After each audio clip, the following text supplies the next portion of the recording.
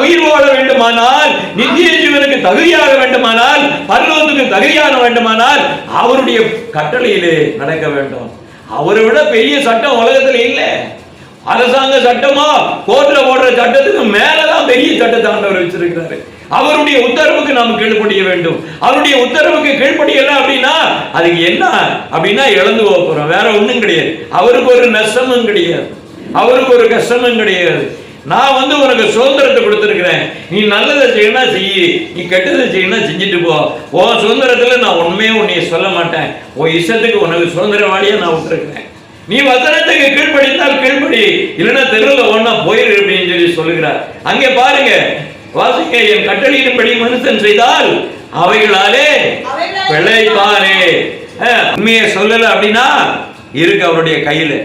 அப்படினாலே எனக்கு பிரியமானவர்களே, ஆண்டவர் சொல்லுகிறார், என்ன சொல்கிறாண்டா, எக்கால சத்தத்துடைய வானத்திலிருந்து இறங்கி வருவார் என்று சொல்லப்படுது. இந்த திருவிழா பாருங்க, திடீர்னு ஒரு திருவிழா வந்ததுன்னா மேளமும் அதுவும் பாத்தீங்கன்னா ராத்திரி முழுக்க அடிப்பான், டம்மு டம்மு டம்முன்னு அடிப்பான். வீடே அதிர்ற மாதிரி, தெருவே அதிர்ற மாதிரி, இங்க இருந்து போவான் அங்க இருந்து வருவான், ராத்திரி எவனுமே தூங்க முடியாது, அப்படி அடிப்பாங்க. ஐயோ தாங்க முடியாது, எவனுமே தூங்க முடியாது. அப்படிப்பட்ட அந்த இதில் ஆண்டவர் வரும்போது பிரதான தூதனுடைய சத்தத்தோட வருகிறார், எக்காலத்தோட வருகிறார். பூமியில நீங்க வைத்துக் கொண்டு இருக்கக்கூடிய எல்லா இசைக்கருவிகள்லாம் எங்க இருந்து வந்ததுன்றீங்க? இந்த இசைக்கருவிகள் எல்லாம் தாவீதுக்கு ஆண்டவர் சொல்லி கொடுத்தார், எப்படி இசைக்கருவிகளை இசைக்க வேண்டும் என்று. 10 நரம்பு வீணைகள் எல்லாம் கத்துக் கொடுத்தது நமக்கு உள்ளது. இந்த உலகத்துல கைத்தாளம், எக்காலம், என்ன கிண்ணறம், அதுக்கப்புறம் என்னது பெரிய மத்தாளங்கள் எல்லாமே ஆண்டவருக்குரியது. இன்னைக்கு யாரு பயன்படுத்திக்கிட்டு இருக்கா? என்ன செய்ய போறோம் நம்ம? ஐயா என்ன பண்ண போறீங்க? எதிர்கொண்டு போக போறோம். அப்ப என்ன அர்த்தம்? பூமியில அவர் கால் வைக்கல, ஆண்டவர் பூமியில கால் வைக்கல, தேவதூதர்கள் பூமியில கால் வைக்கல, நாம் எதிர்கொண்டு போக போறோம். அப்ப என்ன, நம்ம இப்படி போக போறோம் அப்படின்னா எப்படி போவோம்? எல்லாம் கேள்வியா தான் இருக்கு. ஒரு வார்த்தையை நல்லா தெரிந்து கொள்ளுங்கள், அதை குறித்து தான் இப்பொழுது நாம் பார்க்க போகிறோம். நாம் எடுத்துக்கொள்ளப்படுகிற காரியத்தை இந்த நாட்களே நிறைய பேர் கேள்வி கேட்டுக்கிட்டு கிடக்காங்க. எப்படி கேள்வி கேட்க அவங்களுக்கே புரிய மாட்டேங்க. என்னையா இது, எப்படியே எடுத்துக்கொள்ளப்படுவோம் அப்படின்னு சொல்லி ஒரு கேள்வி. ஆனா வேதம் சொல்லுகிறதை நன்றாக கவனித்துக் கொள்ளுங்கள். அப்போஸ்தலருடைய புத்தகம் 1ஆவது அத்தியாயத்திலே 11ஆவது வசனம் ஆதாரமாக கொடுக்கிறது. இன்னும் நிறைய ஆதாரங்களையும் நாம பார்க்க போகிறோம். எப்படி நாம் எடுத்துக்கொள்ளப்படுகிறோம் என்கிற ஒரு சந்தேகங்கள் நம்முடைய உள்ளத்திலிருந்து அகன்று போக வேண்டும். வேதம் நமக்கு தெளிவாக கொடுக்கின்ற வார்த்தையை வாசிங்க. கலிலேயாகிய மனுஷரே, நீங்கள் ஏன் வானத்தை அண்ணார்ந்து பார்த்து நிற்கிறீர்கள்?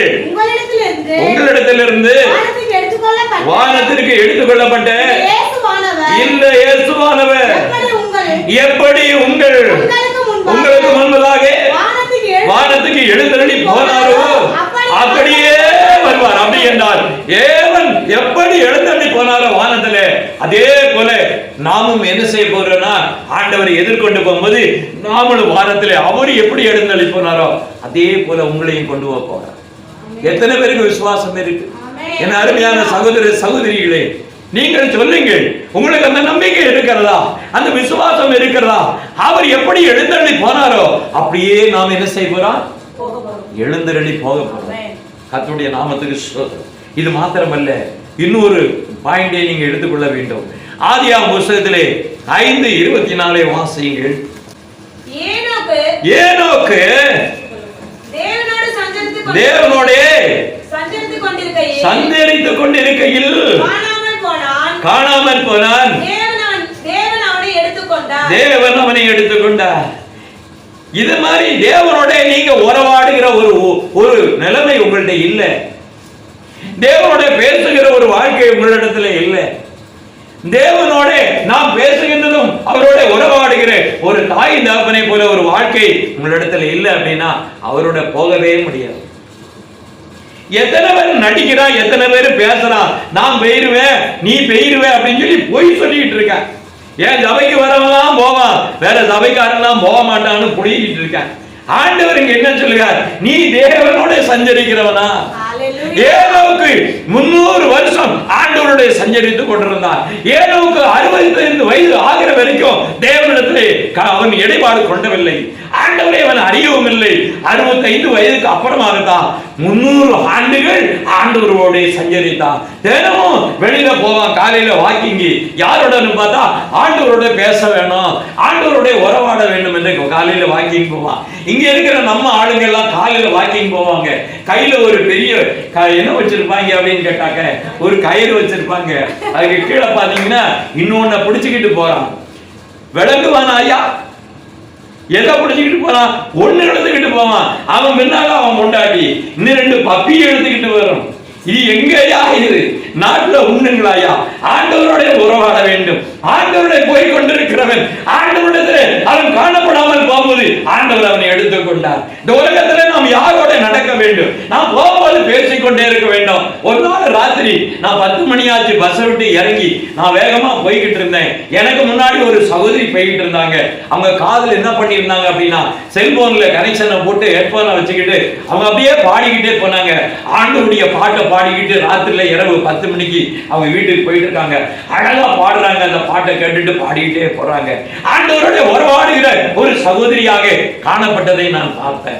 எப்படியெல்லாம் அந்த நாட்களிலே பார்க்கப்படும் போது நிறைய பேர் ட்ரெயின்ல போகும்போது கூட பாடிக்கொண்டே இருக்கிறாங்க.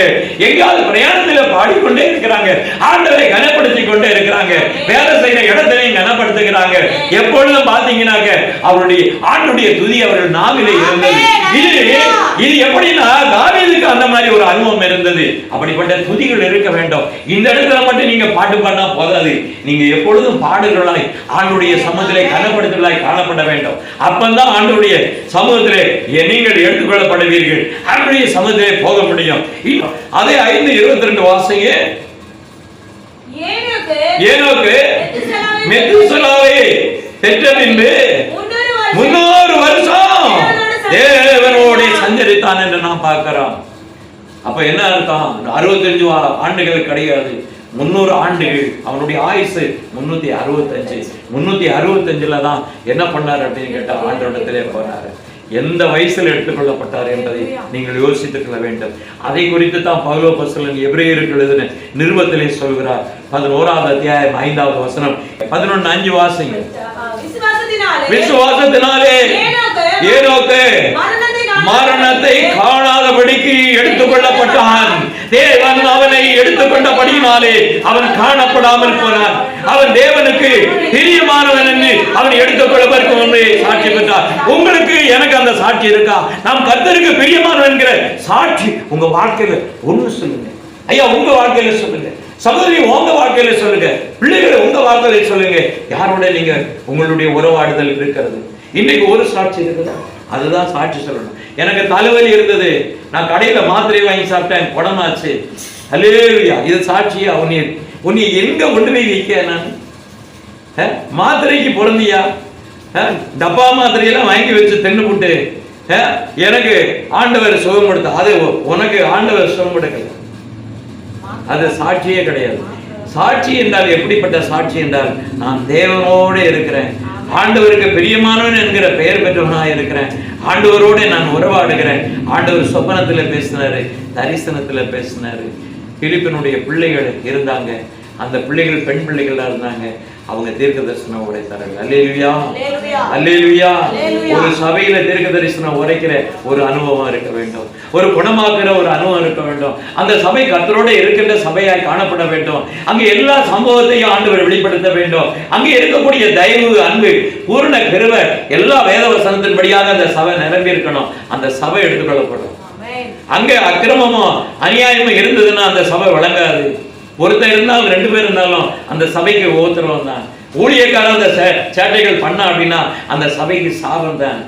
ஊழியக்காரன் அநியாயம் அட்டுழியம் பண்ணா அந்த சபையில அவனை வச்சு கொண்டாடிக்கிட்டு இருக்காங்க, கூத்து அடிச்சுட்டு இருக்கிறான்னா சபை மொத்தமே மாண்டு போகும். ஏன் அப்படின்னு கேட்டா உங்களுக்கு தெரியும். தாவீது ஜனங்களை எண்ணுவதற்காக ஏவும் போது அவன் பண்ண குற்றத்தினால ஜனங்கள் செத்தாங்க. ஒரு ராஜா பண்ண குற்றத்தினால ஜனங்கள் செத்தாங்க.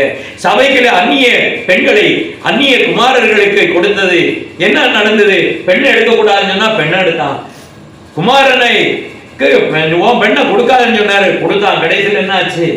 சபைக்குள்ள வாதம் வந்தது. பினகாசும் என்ன பண்ணா, பெரிய ஈட்டியை தூக்கினான், ஒன்னொன்னா குத்தி சரிச்சான். அதுக்கப்புறம் சபையில வாதம் நின்று போச்சு. இன்னைக்கு உள்ள சபைகளை பாருங்க, அநியாயம், அக்கிரமம். இந்த காரியம் கர்த்தரால் வந்தது, எவனோ கூட்டிட்டு வந்திருப்பான் அந்நிய ஜாதியில இருந்து. அதை பாஸ்டர் முன்னால நின்று இந்த காரியம் கர்த்தரால் வந்ததுன்னு ஆசீர்வதித்து ஜெபம் பண்ணி அவருக்கு என்ன பண்ணாரு, திடீர் கல்யாணத்துக்கு இருந்து திடீர்னு ஞானம் சொன்னாங்க. உடனே திடீர்னு என்ன பண்ணாரு, உடனே பதிவு கல்யாணம். நீ விளங்குறியா அப்படின்னு 4 பேர் சொல்றான் வெளியில. சபை எப்படிப்பட்ட சாட்சி பாருங்க. ஏயா வசனம் என்ன சொல்லுது, அறிவில்லை உனக்கு? இன்னைக்கு நிறைய ஊழியக்காரன் துட்டுக்காக என்ன பண்றான் அப்படின்னா, அந்த கல்யாணத்தை முடிச்சு வச்சா சஃபாரி வாங்கி கொடுப்பான், ஒரு 10,000 ரூபாய் பணம் தருவான், 2 வீலர் வாங்கி கொடுப்பான், நல்ல பணக்கார பொண்ணை கட்டி கொடுத்துருக்கிறாரு, வெளியில இருந்து கொடுத்துருக்கிறாரு. இந்த பாசம் இல்ல நமக்கு எல்லாத்தையும். நீ மனுஷனை பிரியப்படுத்தினா நீ விளங்காம தான் போக. ஆண்டவர் சொல்ல, மனிதனை பிரியப்படுத்துகிற தேவனுக்கு ஊழியக்காரன் இல்லை, அவன் சாபம் முடிச்சவன் பைபிள் சொல்லு. இன்னைக்கு சபையா அக்கிரமம் பிடிச்ச சபையா மாத்தி கொண்டு இருக்கிற அநேக ஊழியக்காரர்களுக்கு கர்த்தர் எச்சரிக்கையை கொடுக்கிறார். என் தேவனுடைய பிள்ளைகளே, கருத்தாய் கைக்கொள்ளும்படி போதனை பண்ணுனா, இவன் என்ன பண்றான்னாக்க கருத்தா காசு வாங்குறதுல குறியா இருந்து ஜனங்களை கெடுத்துக்கிட்டு இருக்கான். அப்படிப்பட்ட ஊழியக்காரங்களை என்னதான் முடிவாக போறதோ தெரியல. ஆனபடினாலே பெரியமானவர்களே, இவர்கள் கர்த்தரோட இவரு போய்கிட்டு இருக்கிறாரு. இவர் எடுத்துக்கொள்ளப்படுவாராம். எங்க போய் சொல்றது ஐயா? கர்த்தருக்கு ஸ்தோத்திரம். இவர் என்ன ஏனோக்கு ஐயா? கர்த்தருக்கு ஸ்தோத்திரம் உண்டாவதா? வாசிங்க, அடுத்த வசனங்களே நாம் வாசிப்போம். அதுல பாருங்க, இங்க பாருங்க, விசுவாசத்தினாலே அப்படின்னா அப்படிப்பட்ட விசுவாசம் நம்மள்ட்ட இருக்குதா? பரலோகத்துக்கு போவேன் என்று கையை தூக்கி சொல்லக்கூடிய விசுவாசம் இருக்குதா? பேருக்கு கையை தூக்குனா ஆண்டவருக்கு முன்னாடி நீ போய் சொல்லணும்னு உன்னை அடிக்க போட்டு நீ உன்னை தூக்கி வெளியில போட்டுருக்க. இன்றைக்கு இப்ப சொல்லுகிறார் ஆண்டவர், நான் பரலோகத்துக்கு போவேன் என்று விசுவாசம் உனக்குள்ள இருக்கிறதா, நீ கையை தூக்கு என்று சொல்லுகிறார். எனக்கு தெரிய ஒரு சகோதரி ஆரம்ப நாட்கள்ல கிராம ஊழியத்துக்கு போகும்போது ஒரு நாள் என்னை வீட்டுக்கு கூப்பிட்டாங்க, போய் உட்கார்ந்து இருந்தேன். என்னம்மா அப்படின்னு, ஒரு உண்மையான விவரத்தை சொல்லணும், சாட்சியை சொல்லுமா அப்படின்னு. என் வீட்டுக்காரு போலீஸ் கான்ஸ்டபிளா இருந்தார், ரைட்டரா இருந்தாரு. ஒரு நாள் என்ன பண்ணாரு, ஊர்ல உள்ள ஜனங்களாம் வர சொன்னாரு.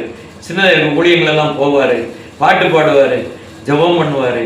ஒரு நாள் சொல்லிட்டாரு, எல்லா ஊழியக்காரங்க வாங்க, எல்லா சபை மக்கள் எல்லாம் வாங்க, கர்த்தர் ஒரு அதிசயத்தை செய்கிறார் எனக்கு என் வாழ்க்கையில, வாங்கன்னு சொல்லி கூப்பிட்டாரு. கரெக்டா 2 மணிக்கு என்ன பண்ணாரு, அந்த அதிசயம் நடக்கும் என்று சொன்னாரு. எல்லாரும் வந்தாங்க, எல்லாரும் சாப்பிடுங்கன்னாங்க. சாப்பிட்டு எல்லாம் உட்கார்ந்துட்டு இருந்தாங்க. அதுக்கப்புறம் வந்து நல்லா ஜெபம் பண்ணுங்க, நல்லா பாட்டு பாடுங்க அப்படின்னாங்க. எல்லாம் பாடினாங்க. 1:30 மணி ஆச்சு. ஆண்டவர் அதிசயத்தை செய்ய போகிறார் என்று சொன்னாரு. அதுக்கப்புறம் என்னன்னு கேட்டீங்கன்னாக்க, ஆண்டவர் ரதத்தோட வாசல்ல நின்றுட்டு இருக்கிறாரு, தேவ தூதர்களை அனுப்பிச்சிருக்கிறாரு, என்னை அழைத்து கொண்டு போறதுக்காக வந்திருக்கிறாரு. போன வாரமே சொல்லிட்டாரு, அதனால நான் போகிறேன்.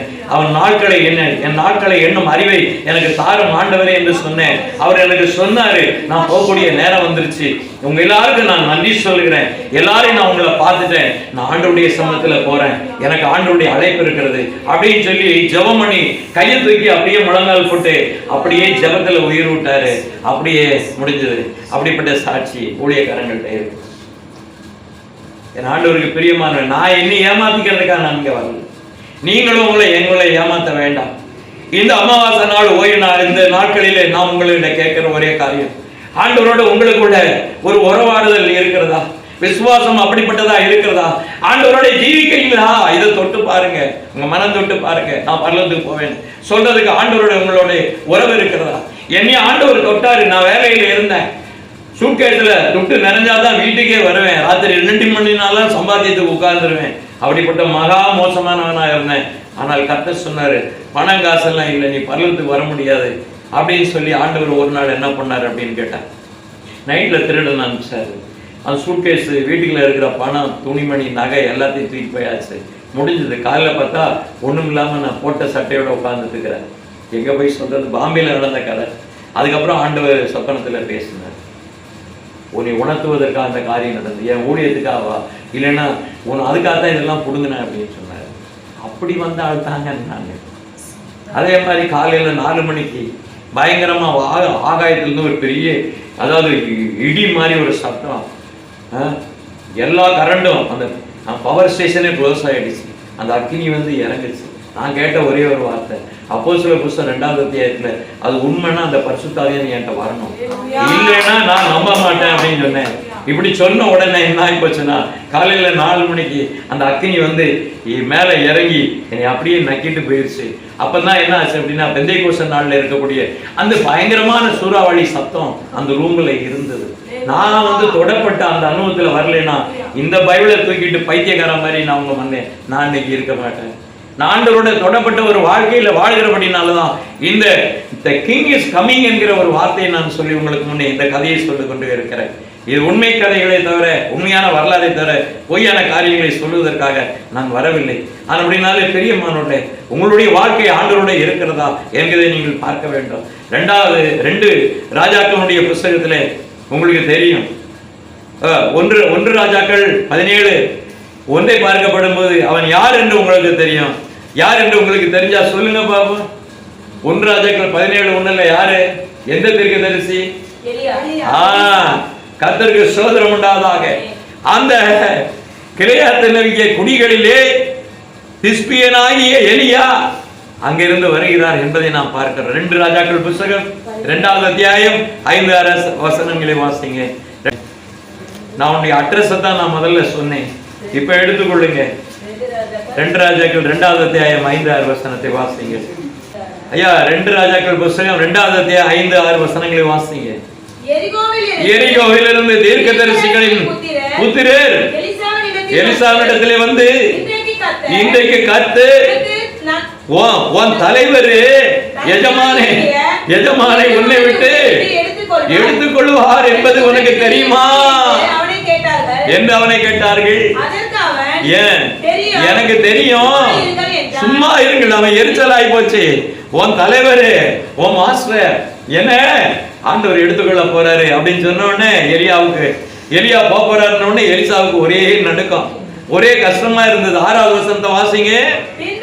பின்பு எலியா அவனை நோக்கி, நீ இங்கே இரு, கர்த்தர் என்னை யோர்தானுக்கு அனுப்புகிறாருன்னா நீர் போனா நான் விட மாட்டேன், நீர் எங்க போனாலும் நான் வருவேன், உம்மை விட்டு நான் விலக மாட்டேன், என் ஜீவனை கொண்டு சொல்லுகிறேன், நான் உம்மை விட்டு போக மாட்டேன், நீர் மட்டும் தனியா போனா நான் ஒத்துக்கவே மாட்டேன், உம்மை பிடிச்சுக்கிட்டே நான் வருவேன்னு சொல்லி கூடவே போனாங்க. ஐயா, எப்படிப்பட்ட ஒரு காரியம் ஐயா! எலிசா அமிதமாக போறான். போகும்போது அங்கே ஒரு சம்பவம் நடக்கிறது என்பதை நீங்கள் பார்க்க வேண்டும். 10-11 வாசிங்க. அதற்கு அவன், அரிதான காரியத்தை கேட்டாய், உன்னை விட்டு நான் எடுத்து கொள்ளப்படுகையில் என்னை நீ கண்டால் உனக்கு கிடைக்கும், இல்லாவிட்டால் கிடையாது. நல்லா தெரிந்து கொள்ளுங்க, பரலோகத்துக்கு போகிறது சாதாரண காரியம் இல்ல, அரிதான காரியம். ஆண்டவருடைய எடுத்துக்கொள்ளப்படுதல் அரிதான காரியம். தேவனுடைய ராஜ்யத்துக்கு போகிறது அரிதான காரியம். அநேக ஜனங்களுக்கு சொல்லப்படும், அநேக ஜனங்களுக்கு விளங்கப்படும். ஆனால் தெரிந்து கொள்ளப்பட்டவர்கள் சிலர் என்று சொல்லப்படுகிறது. அழைக்கப்பட்டவர்கள் அநேகர்கள் தான், தெரிந்து கொள்ளப்பட்டவர்கள் சிலர். இது அரிதான காரியம், அது இக்கட்டான காரியம். அதை நீங்கள் புரிந்து கொள்ள வேண்டும். அந்த அரிதான காரியத்தை ஆண்டவருடைய வார்த்தையின்படி ஆண்டவருடைய ஊழியக்காரன் சொல்லுகிறார். என்ன சொல்லுகிறார் வாசிங்கள். அதுக்கு அடுத்த வார்த்தை, அவர்கள் பேசி நடந்து கொண்டிருக்கையில் இதோ அக்னி ரதம், அக்னி குதிரை அவர் நடுவே வந்து இருவரையும் பிரித்தது. எலியா சுழல் காட்டிலே பரலோகத்திற்கு ஏறி போனான் என்று பார்க்கிறோம். கர்த்தர் கொண்டு போகிற ஊழியக்காரர்களை, கர்த்தர் கனப்படுத்துகிற ஊழியக்காரனை, தீர்க்கதரிசியை தன்னுடைய ரதத்திலே கொண்டு போகிறார் என்று நாம் பார்க்க வேண்டும். கர்த்தர் அரிதான காரியத்தை, அந்த காரியத்தை எலிசா உணர்ந்தார். இவர் நிச்சயமாக தேவன் அவரை எடுத்துக் கொள்ள போகிறார், விடவே கூடாது என்று சொல்லி ஓடி போய், என் தாசரே, என் குதிரை வீரரே, என் எஜமானே என்று கத்தி புலம்பினதை பார்க்கிறோம். உங்க கூட்டத்தில் இன்னைக்கு இருக்கக்கூடிய ஒவ்வொருத்தர் இன்றைக்கு கர்த்தர் தலைமையா இருக்கிற எஜமானை எடுத்துக்கொண்டார் என்று பார்க்கப்படும் போது இப்படிப்பட்ட ஒரு காரியத்தை ஆண்டவர் உணர்த்துகிறார். புதிய ஏற்பாட்டில் உங்களுக்கு யாரு எடுத்துக்கொள்ளப்பட்டார்? யாருங்க? புதிய ஏற்பாட்டில் யார் எடுத்துக்கொள்ளப்பட்டார்? 2 கொரிந்தியர் புஸ்தகம் 12வது அத்தியாயம் 2வது வசனம். இது சரீரமாக இருந்தாலும் வாசிங்க. கிறிஸ்துவுக்குள்ளான ஒரு மனுஷனை அறிவேன். 14 வருஷத்துக்கு முன்னே 3ஆம் மாதம் வரைக்கும் எடுக்கப்பட்டால் அவன் சரீரத்தில் இருந்தானோ சரீரத்திற்கு புறம்பே இருந்தானோ நான் அதை அறியேன். மூணாவது வசனம், அந்த மனுஷன் பரதேசிக்குள் எடுக்கப்பட்டு மனுஷர் பேசப்படாததும் வாக்கு கெடாததும் ஆகிய வார்த்தைகளை கேட்டான் என்று அறிந்திருக்கிறேன். அப்படின்னா இதுல என்ன சொல்லப்பட்டிருக்கு? அது யாருங்க? ஒரு மனுஷனை நான் அறிவேன், 14 வருஷத்துக்கு முன்னாடி 3ஆம் ஆன வரைக்கும் எடுத்துக்கொள்ளப்பட்டான். அந்த மனுஷன் யாருங்க? அந்த மனுஷன் யாரு? புதிய ஏற்பாட்டுல யோவான் தீர்க்கதரிசி. யோவான் தீர்க்கதரிசிக்கு தான் வெளிப்பாடு புத்தகத்துல இங்கே ஏறி வா உனக்கு காண்பிக்கிறேன்னு சொல்றாரு. அவர் தான் பரலோகத்தை என்ன செய்கிறாரு? எருசலேமை பார்த்து கொண்டு வருகிறார். பூமியில இறங்குற காரியத்தை பார்த்து கொண்டு வருகிறார். இன்னைக்கு உலகத்துல இருக்கிற எல்லாரும் பவுல்னு சொல்லிக்கிட்டு இருக்காங்க. புரியவே கிடையாது. பவுல் ஒண்ணும் போகல. யோவான் தீர்க்கதரிசி தான் போய் என்ன செய்கிறாரு? தரிசனத்தை கண்டு வருகிறார். இங்க ஏறி வா நான் உனக்கு காண்பிக்கிறேன் என்று சொல்லப்படுகிறது வெளிப்பாடு புத்தகத்துல. அப்ப என்ன அர்த்தம்? இதே ஒரு சமூகத்தை நீங்க அடையாளமா பார்க்கப்படும் போது அப்போஸ்தலருடைய புத்தகம் 8ஆம் அத்தியாயம் 39-40 வாசிங்க. அவர்கள் தண்ணீரிலிருந்து கரையேறின போது கர்த்தருடைய ஆவியானவர் பிலிப்பை கொண்டு போய் விட்டார்.